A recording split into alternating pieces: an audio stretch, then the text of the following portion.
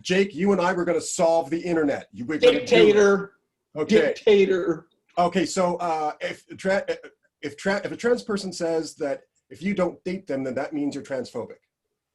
So, sorry, say that if you don't want. Some people say that, oh, trans people, they tell me that if you don't date me because I'm trans, then you're obviously transphobic. Okay, well, some people are going to think that, right? And there is the key in there is that there is transphobia. But what it is that I say, look, we're all attracted to who we're attracted to. Yeah. And if you're attracted to a trans person, great. If you're not attracted to a trans person, that's great. I'm not gonna say that that's transphobic as in a statement. Are there transphobic people who are maybe dating a trans guy and then they find out that they're trans and they're like, oh shit, no, because, but is that about being transphobic or is it about the fact that they were expecting other things? Yeah. Okay. And also too, as a black male, what you'll also experience are people who say that they will never date you. But I think you cut Bobby off for making a comment outside. I did. The realm of the questions you want to ask. I know, but I'm running the show. Think of me as Donald Trump right now. Okay, so trans YouTube influencers are tricking women into becoming men. I'm not even like that. I'm not even going to give voice to that. But it's specifically. Here's what's here. That's the dangerous stuff that perpetuates. That's why the trans community has like the highest rate of suicide and suicide ideation, self-harm, and addictions and mental health. It's not because they're trans, it's because of all that goes on, that every day we're told you don't exist, you shouldn't exist, you're wrong, someone's telling you bullshit. So I'm not even going to talk about that. I should have actually started this with a trigger warning, because actually, even though I want to tackle these myths, they are really triggering, but this is directly from a woman named Abigail Schreier. Question. Yes. So look, stick to the question. Yes. My question is very simple, and it ties all this together. And it's almost just rephrasing something I said before, but I made it very long before. So this is very short. Why do you think that there's so many people that appear to hate the trans community? Because they're afraid, and they don't understand, and they won't educate themselves. Yeah. Are you done with your questions? And the other thing is, just so you know, see, trans people or people who are gender expansive, we can call, right?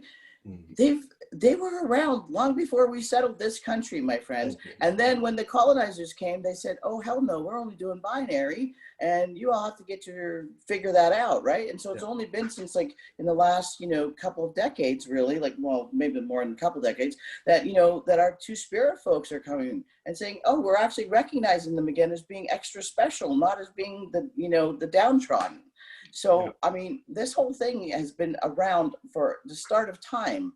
The fact is that our settlers, our Europeans, went into a binary. I agree. And ultimately, what I want to say to people like Abigail Schreier and to, Jordan Peterson and all these people are, look, there's nothing you can do. Like, I kind of want to ask them, like, what's the end game? Like, what is the end game for them? Like, what do you care? Yeah. Like what do you care about? Like, what is so bad that you have to have a say about someone's life? Yeah. Okay, the one point I want to make, though, about your question. Well, I'm sorry, you're not going to get to the end of the list, dude. Well, you know what? So the thing that gets me, like when you make the question of dating, are you transphobic? Well, yeah, you are, but we're all transphobic, we're all racist, we're all sexist, we're working through it, right? Like, I don't know anyone as a black person, I know I have racism against black folk, I know I have sexist, I know all of that shit, and I'm working through it, and I don't know anyone, and I'm sorry, I'm putting that out. I don't know anyone that is not all of these isms, right? It's what you do with them. Yeah. Right. And I agree. And ultimately, this is going to be a harder question, and I'm really looking for your wisdom on this one. And it's the people who bring up, the anti-trans people who bring up detransitioners, detransitioning men and women. Because they say, well, you know what they say. They say all kinds of anti-trans stuff to say, oh, look, see, they're detransitioners, so therefore. Okay, so I'll speak to that only from from the lens and what my information that I know, right? So anything that I've looked at, there's less than 0.5% of any person who decides to take on medical or surgical transition, and about 0.5%. But just remember, there's other reasons behind that. So I know people that have had to stop taking their hormones, so technically detransition, because of medical reasons, right? Those are all included even in that 0.5%, right? So yes, there are people who have what we call, I don't call detransitioning, I call that journeying past and going through the transition, and people call it detransition.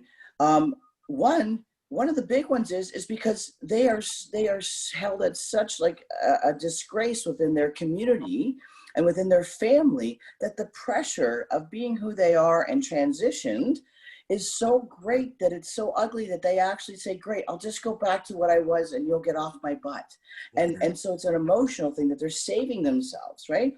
And there are a few out there, I'm going to tell you, I know a few that have done it for the press, that have done it for the notoriety, to say that I detransitioned and I was screwed. And then there's some people with mental health. So there are some people that the people can say they detransition, but there's a whole bunch of reasons within that 0.5%. 0.5%.